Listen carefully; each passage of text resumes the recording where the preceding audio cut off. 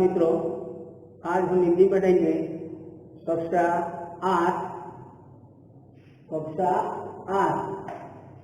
एकम का नाम है ममता। एकम नंबर 9 है।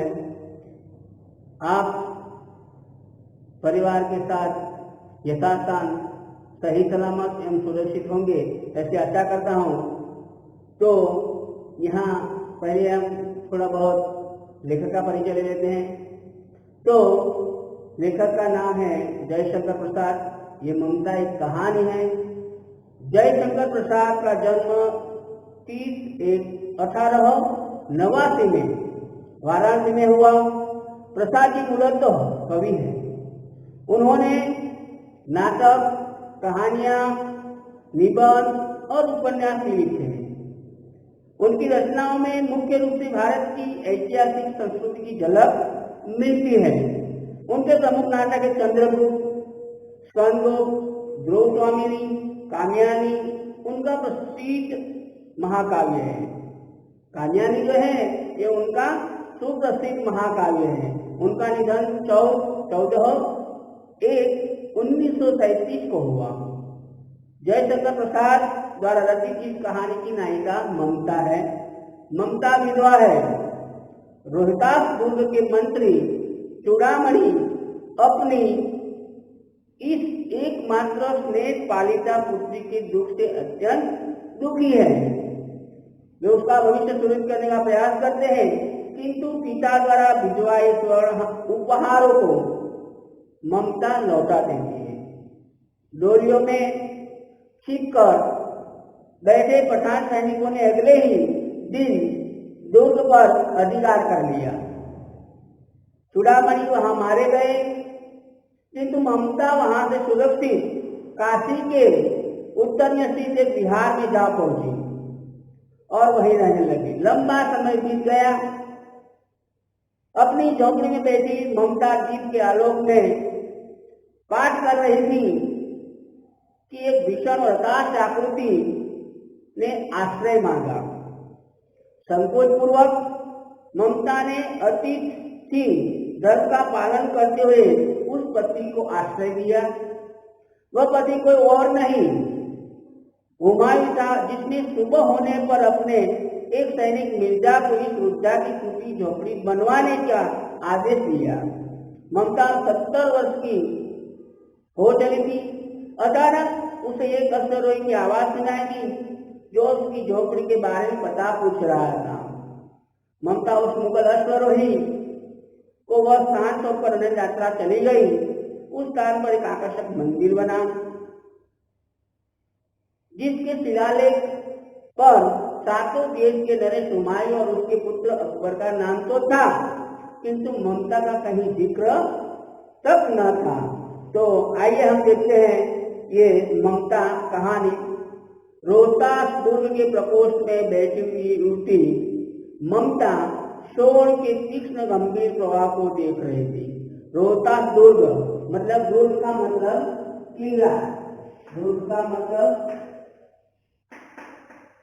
किला, प्रकोष्ठ भवन के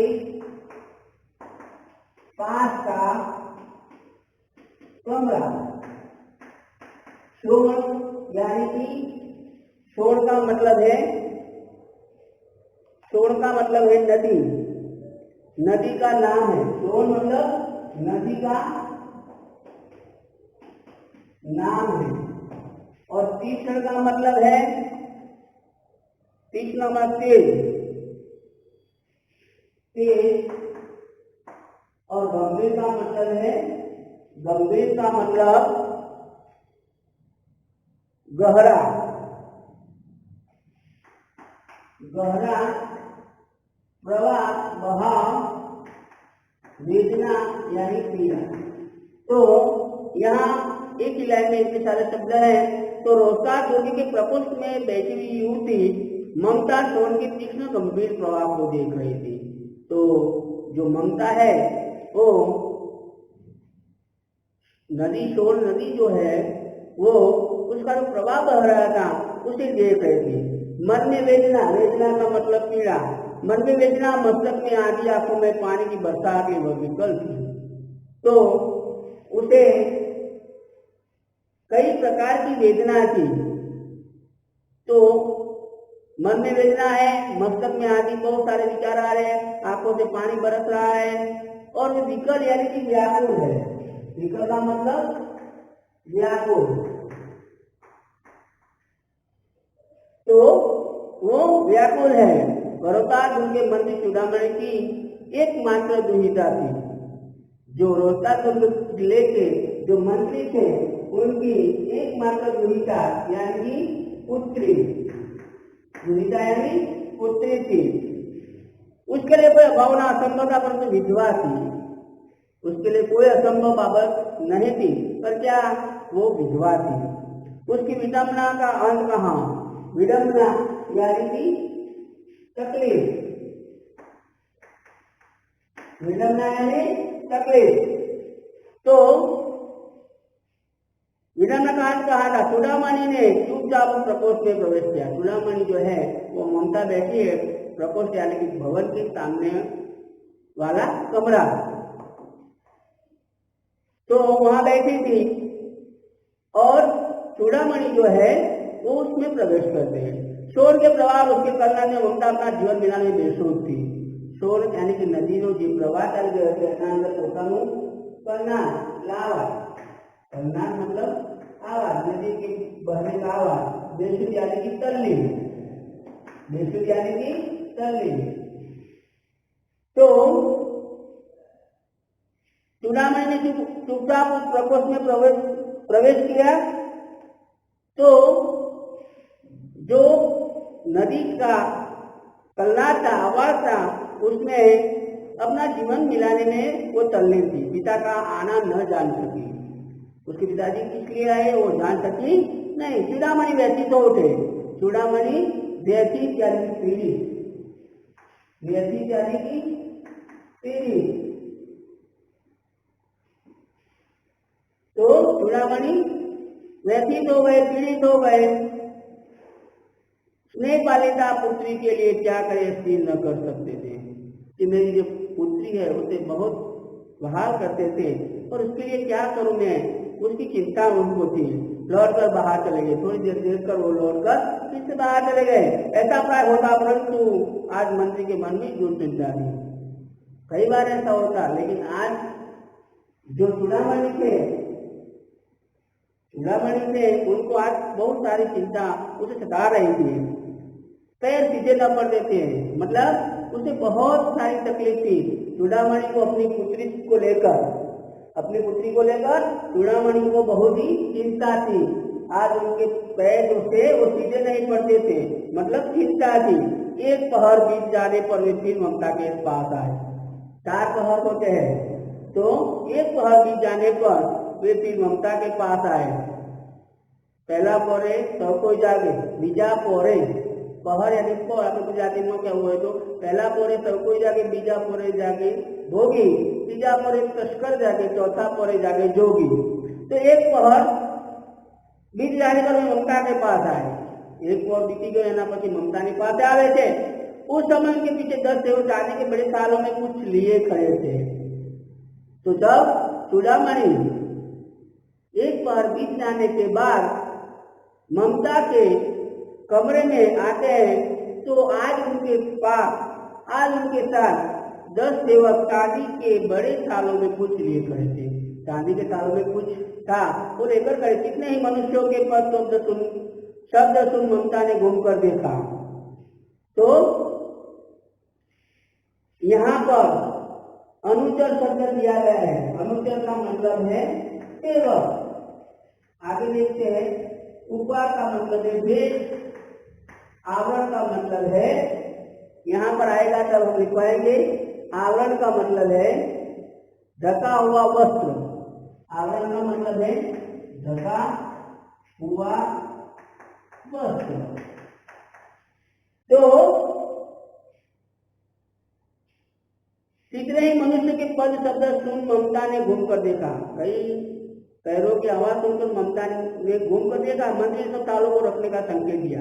जो चूड़ामणि थे, मंत्री ने उनको, जो अनुचर थे, उनको कहा कि यहाँ पर रख दो, संकेत किया। अनुचर थाल रखकर चले गए। सेवक जो थे वो थाल रखकर चले गए। ममता ने पूछा ये क्या है पिताजी? ममता अपने पिताजी से पूछ रही है पिताजी ये क्या है? तेरे लिए मेरी उपहार है। चूड़ामणि कहते, उनके पिताजी कहते बेटी तेरे लिए उपहार है। उपहार का मतलब मैंने बता दिया कि भेज। कहकर चूड़ामणि ने आवरण उलट दिया तो थालों पर जो ढका हुआ कपड़ा था उसे ले लिया। स्वर्ण का पीलापन उसने संध्या में विकीर्ण होने लगा।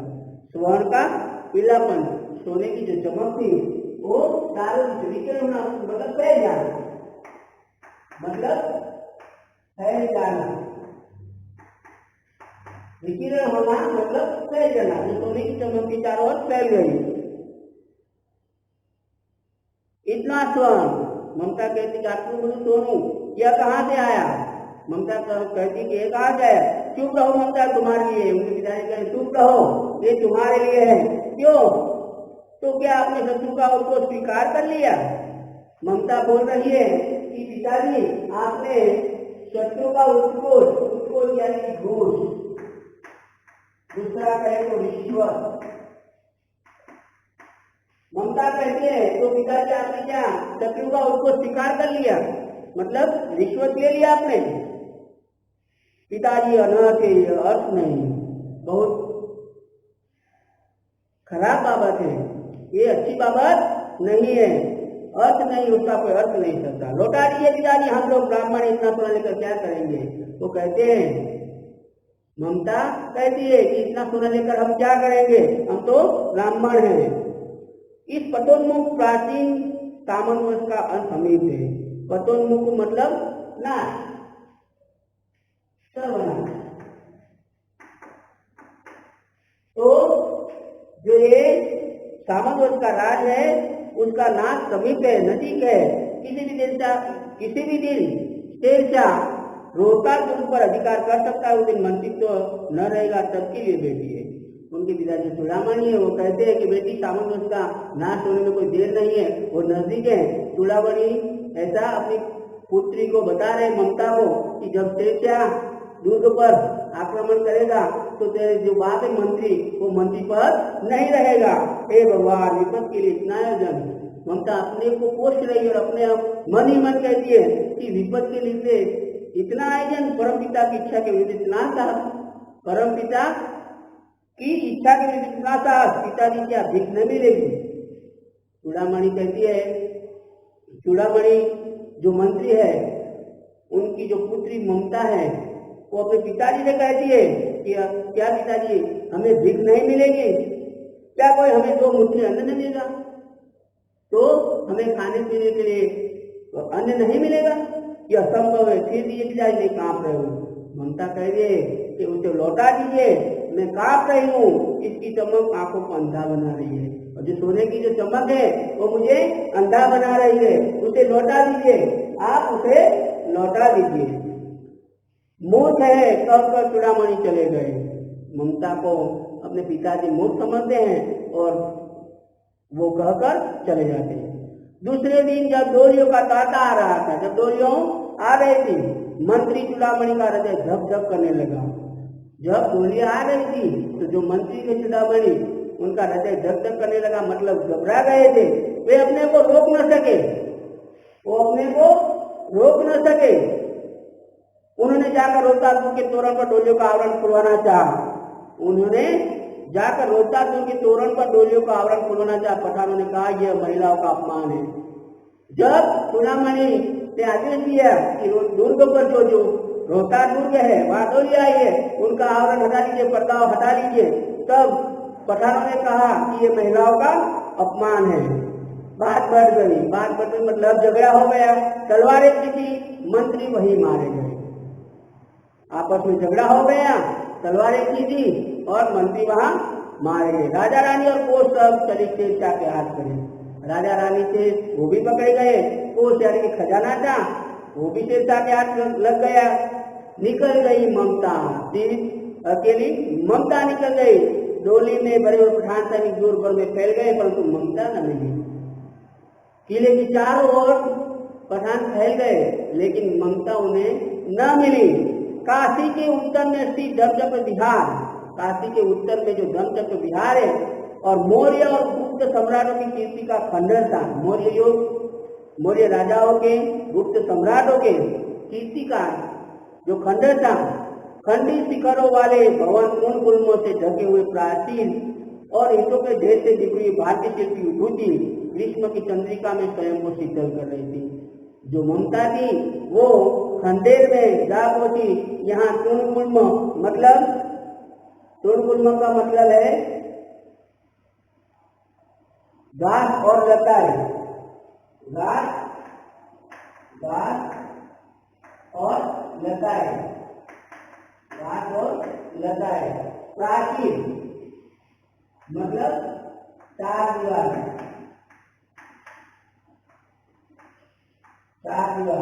विभूति का मतलब हम देखते हैं तो यहाँ पर समृद्ध धरोहर,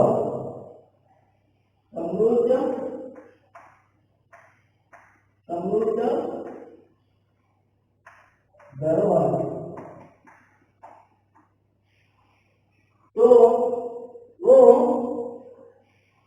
काशी के उत्तर में धर्मचक्र विहार में जो गुप्त सम्राटों का खंडेर था कीर्ति का, वहां जाकर वो बैठ गई। जहाँ गौतम का उपदेश ग्रहण करने के लिए पंचवर्गीय भिक्षु पहले मिले थे।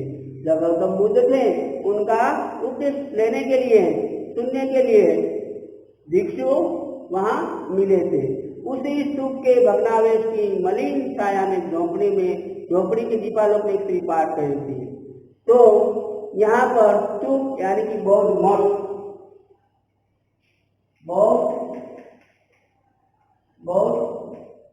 मठ और भग्नावशेष मतलब टूटा हुआ और विपन्न का मतलब है संकट। तो वहां जाकर वो बैठ गई जहाँ गौतम बुद्ध जो थे वो अपने भिक्षुओं को उपदेश दे रहे वहां आए थे। वहां जाकर तो बौद्ध मठ में भग्नावशेष मतलब टूटा हुआ, वहां जाकर एक झोपड़ी में दीपालोक में दिए के प्रकाश में एक स्त्री पाठ कर रही थी। मतलब एक स्त्री जो बैठी थी वो पाठ कर रही थी, वो और कोई नहीं थी, वो ममता ही थी। अनन्या जीवन तो माए जाना पर्युपास थे। जो लोग अनन्य भाव से मेरा चिंतन करते, मेरा मनन करते हैं, उनको मैं योग से वहन करता हूँ। पाठ हो गया। एक विशाल और हताश आकृति दीपक के मंद प्रकाश के सामने आकर खड़ी हो गई। स्त्री उठी, उसने कपाट बंद करना था, पर उस व्यक्ति ने कहा, माता मुझे आश्रय चाहिए। जो कपाट था, दरवाजा था, बंद करना था, लेकिन उस व्यक्ति ने कहा, माता मुझे आश्रय चाहिए। तुम कौन हो? स्त्री ने पूछा। स्त्री पूछ रही है कि तुम कौन हो? मैं मुगल हूँ। सामने वाला व्यक्ति बताता है कि मैं मुगल हूँ। चौथा युद्ध में शेरशाह से विपन्न होकर रक्षा चाहता हूँ।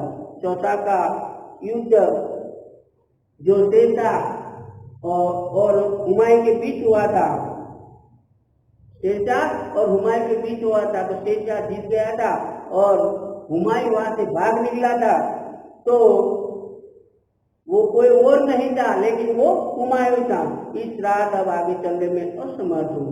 अब मैं आगे चलने में असमर्थ हूँ, मैं आगे नहीं चल सकता। क्या शेरशाह थे? इसने अपने होंठ काट लिए। तो वो स्त्री बोलती है, क्या शेरशाह थे?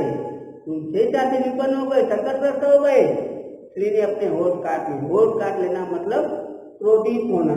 हाँ माता, जो व्यक्ति है वो बोलता है हाँ माता, परंतु तुम भी वैसे ही क्रूर हो, वही भीषण रक्त की प्यास, वही निष्ठुर प्रतिबिंब तुम्हारे मुख पर भी है सैनिक। तुरंत अपने आप बोल रही हो। मुझे प्रतीत होता है पहले वाला चित्र दृश्य कि मेरे पिताजी चूड़ामणि को उन्हीं लोगों द्वारा मेरे पिताजी मर गए थे, ऐसा एक चित्र उनके मन में खड़ा हो जाता। मेरी कुटी में स्थान नहीं, जाओ कहीं दूसरा आश्रय खोज लो। तो कहती है कि मेरी जो कुटिया है, मेरी झोपड़ी है, उसमें कोई तुम्हारा स्थान नहीं, तुम चले जाओ। दूसरा कोई आश्रय खोज लो। गला सूख रहा है, साथी छूट गए, अश्व गिर गए, इतना थका हो, इतना कहते कहते वह व्यक्ति दम से बैठ गया। गला सूख रहा है, बहुत प्यास लगी है, जो साथी थे वो छूट गए हैं, अश्व यानी कि घोड़ा, अश्व थे वो गिर गए हैं, इतना थका हो कहते कहते वो व्यक्ति दम सा बैठ जाता, मतलब गिर जाता है। उसके सामने पूरा ब्रह्मांड घूमने लगा है। तो पूर्व का मतलब है निर्दय, निष्ठुर, निर्दय दया बिना, निर्दय ब्रह्मांड यानी कि सृष्टि, ब्रह्मा यानी कि सृष्टि, वध यानी कि हत्या। तो वो कहते हैं कि मेरा सब छूट गया है, घोड़े भी नहीं रहे, मैं थक गया हूं। ब्रह्मांड घूमना मतलब सृष्टि, मतलब चक्कर आना। फिर ये सोचा ये विपत्ति कहाँ से आएगी, इसलिए अपने आप सोच रहे कि ये विपत्ति, ये तकलीफ कहाँ से आएगी। उसने जल दिया और वो स्त्री जो व्यक्ति है उनको पानी देते मुगलों के प्राणों की रक्षा की, और पानी देकर उन्होंने मुगलों के प्राणों की रक्षा की। वह सोचने लगी कि ये सब दया के पात्र नहीं है, मनोमन वो सोच रही कि ये जो सब लोग हैं वो दया के पात्र नहीं है। मेरे पिता का वध करने वाले आतताई घृणा से उसका मन निरस्त हो गया। आतताई का मतलब है अत्याचारी, और यहाँ पर एक दूसरा शब्द दिया गया है विरक्त, मतलब दुखी, विरक्त मतलब दुखी, आतताई मतलब अत्याचारी,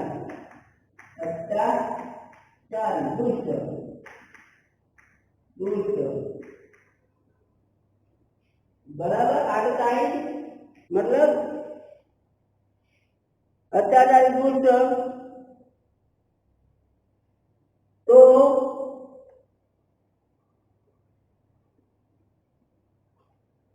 पानी पिलाकर ममता जो है वो प्राणों की रक्षा करती है। वह सोचने लगी कि ये सब दया के पात्र नहीं है, मेरे पिता का वध करने वाले आतताई घृणा से उसका मन विरक्त हो गया, दुखी हो गया। स्वस्थ होकर मुगल ने कहा माता तो मैं फिर यहाँ से चला जाऊं, थोड़ा पानी पीवे थे એટલે स्वस्थ થઈ જાય છે, એટલે એમ કહે છે કે હું અહીં ચાલો जाओ।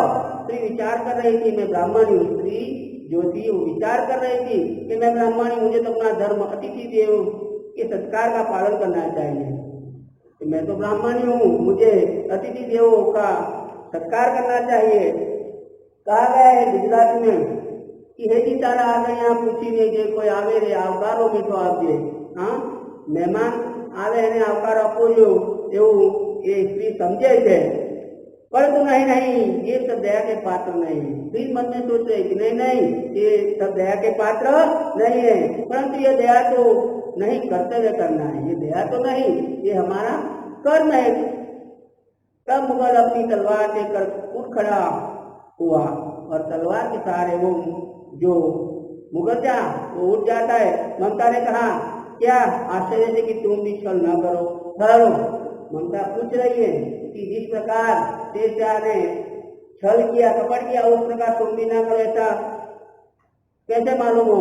ठहरो, छल नहीं तब नहीं स्त्री, छल नहीं तब नहीं स्त्री। तो मुगल जो है वो कहता है कि छल तो नहीं, मैं यहाँ रुकने वाला नहीं हूँ, जाता हूँ। तैमूर का वंश स्त्री से छल करेगा? तैमूर वंश का ये राजा है वो गलत स्त्री से छल करेगा? जाता हूँ, भाग्य का खेल है। वो कह रहे, जो मुगल बादशाह है वो कह रहे कि तैमूर वंश का राजा स्त्री से छल करेगा? जाता हूँ, ये तो सब नसीब का खेल है, भाग्य का खेल है। ममता ने कहा यहाँ कौन दुर्ग है? ममता ने कहा यहाँ कोई दुर्ग किला नहीं है, यही झोपड़ी, न जो चाहो ले लो, यहाँ सब झोपड़ी है, तुम जो चाहे उसे ले सकते, मुझे तो अपना कर्तव्य निभाना पड़ेगा, मुझे तो अतिथि देवो भव का जो कर्तव्य है मुझे निभाना पड़ेगा।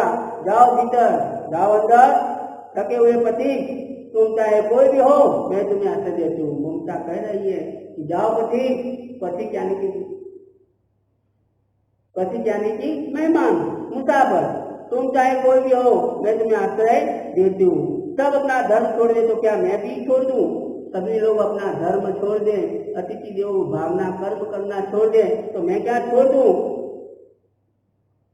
मुगल ने चंद्रमा के प्रकाश में वह महिमा में मुखमंडल देखा, उसने मन ही मन नमस्कार किया। चंद्रमा का जो प्रकाश था वो मंद मंद आ रहा था। उस प्रकाश में उस स्त्री का मुखमंडल देखा और मन ही मन उन्होंने नमस्कार किया। ममता पास की टूटी हुई दीवारों में चली गई और ममता थी वो टूटी हुई दीवारों में चली गई। भीतर थके पथिक ने झोपड़ी में विश्राम किया और अंदर जाकर वो पथिक था, मुसाफिर था, उन्होंने झोपड़ी में आराम किया। प्रभात में खंडहर की संधि से ममता ने देखा। यहाँ पर संधि का मतलब है सुराख, डोर। डोर संधि का मतलब है डोर। तो प्रभात में खंडहर की संधि से ममता ने देखा सैकड़ों अश्वरोही उस प्रांत में घूम रहे। बहुत सारे जो घोड़े सवार अश्वरोही थे उस प्रांत यानी प्रदेश में घूम रहे थे, वो अपनी मूर्ता पर स्वयं को कोसने लगी। उसने उस व्यक्ति को जो आश्रय दिया उसको ये ठीक नहीं किया। वो मन ही मन अपनी मूर्ता पर अपने को कोस रही है।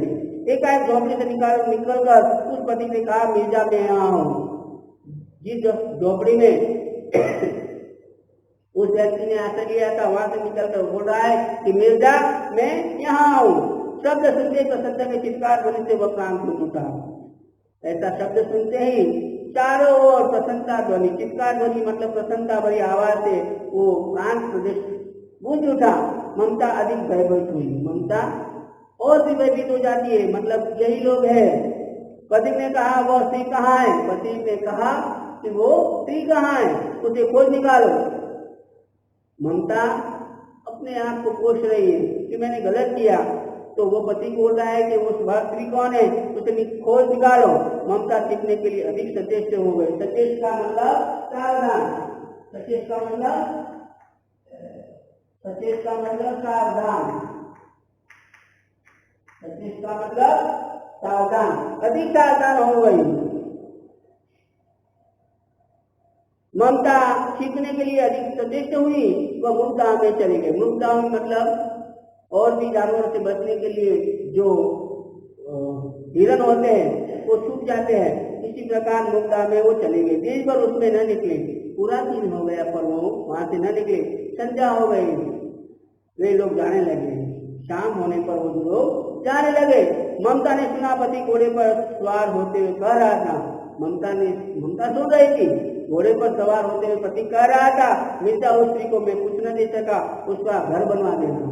ममता को मैं कुछ न दे सका, उस स्त्री को मैं कुछ न दे सका, उसका घर बनवा देना, क्योंकि मैंने विपत्ति में यहाँ विश्राम पाया था। मुझे तकलीफ थी, दिक्कतें थी, मैं हार गया था, मैं भाग गया था, तब इस स्त्री ने मुझे विश्राम दिया था। यह स्थान भूलना मत। यह स्थान जो है वो भूलना मत। इसके बाद वे वहां से चले गए और तब वहां से वो चले गए।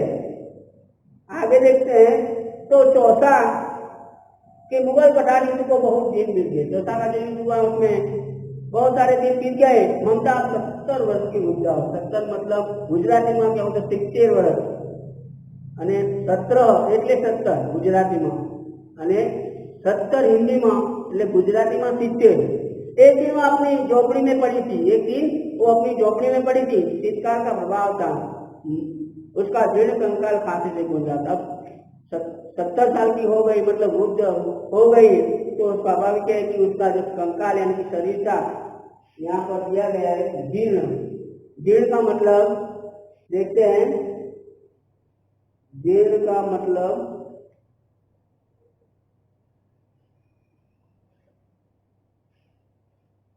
वृद्ध। जीर्ण का मतलब वृद्ध। जीर्ण का मतलब वृद्ध। कंकाल, कंकाल का मतलब क्या कहते हैं? कंकाल का मतलब है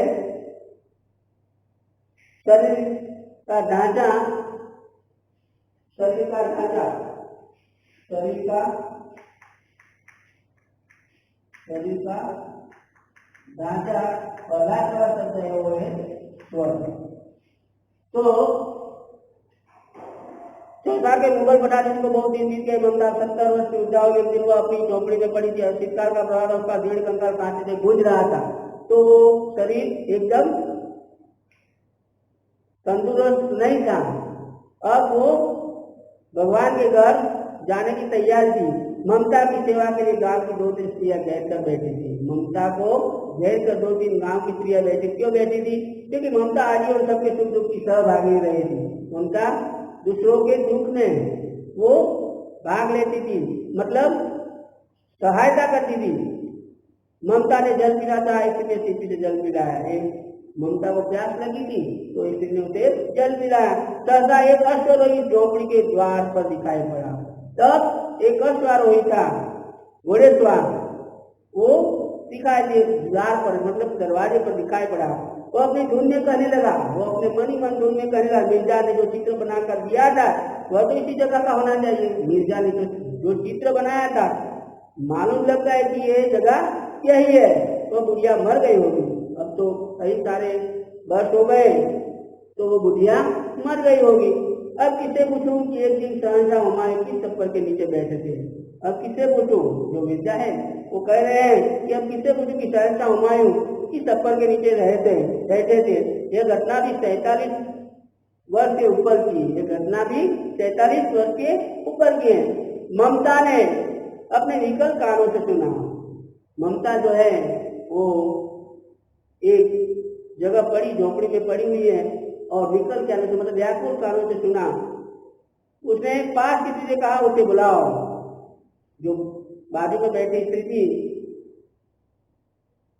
उनको ममता ने कहा कि उसे बुलाओ। अश्वारोही पास आया और जो घोड़े पर रहता वो पास आया।